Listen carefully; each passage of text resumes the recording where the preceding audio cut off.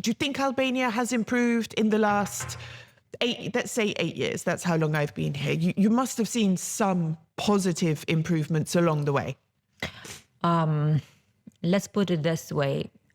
I don't have anymore the complex of saying, if it's a good thing, it's a good thing. If it's a bad thing, it's a bad thing. I used to have that previously. So you have, of course, to make opposition, but also to offer an alternative. This is not going, but this should go in this direction.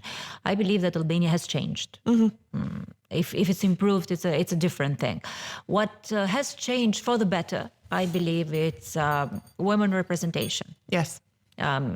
Space that women now have, not only in politics, but everywhere. I see young, bright, talented girls who have opened businesses, which I like very much to support, by the way.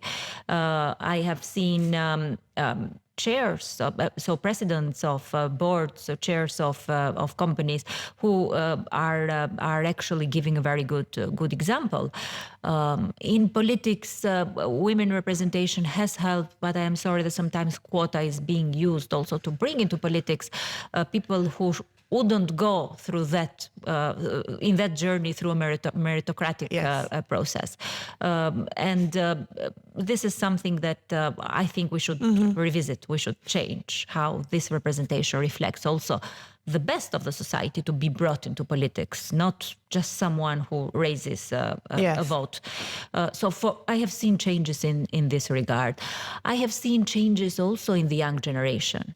They are much more smarter than we are now because of the opportunities, because of the setup where they live. They have much more opportunities also to study outside. I've studied in UK, and for me, I was one of the few people at my level who would do masters in Durham University, which was one of the best universities for management, for business management. Now they have a wide range of opportunities. They have this wide range of opportunities because of the European integration process and the different programs starting from tempus, but also exchange ones. What I see is worsening. It's hope, and I see people are giving up sometimes. They are even not hoping anymore. They are quitting, and this is something I don't like. There is nothing worse than killing hope. And this is something I think that we should, the opposition, we should absolutely do something, offer hope to this young generation. In terms of practical things, because this was something linked also with perception and a wider scope, I like the fact that when I go out of the country, they know Albania.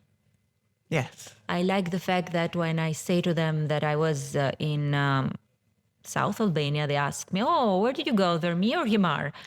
So the reaction has changed, whereas before it might have been, "Oh, so now it's I want to go there." No, when I was in UK, people would ask me, "Where is Albania?" And I would say, "Between Italy and Greece." So this was something that came to me naturally.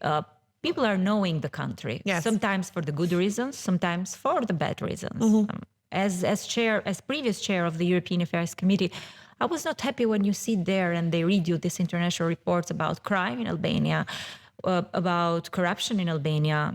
When you go in a format and they say to you, you have a mayor which is in prison now, you have a deputy prime minister being accused, the deputy prime minister, previous deputy prime minister with a international search warrant. So this is not a good face for Albania. No.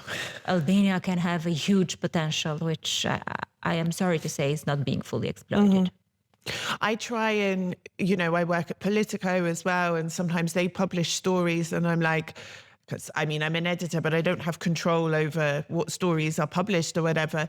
But sometimes, they might publish something and I'm like, oh, it doesn't sound good, But it's difficult for me because, I feel there's an injustice if we don't talk about the things that are wrong, that are bad, which need to be fixed. But also I don't want to contribute to a negative perception of the country. So I'm doing this juggling act between, showing how lovely the country is and how lovely the people are and how a lot of what you hear is nonsense, but also, there are problems and we need to fix them as well. It's quite a hard balance to strike.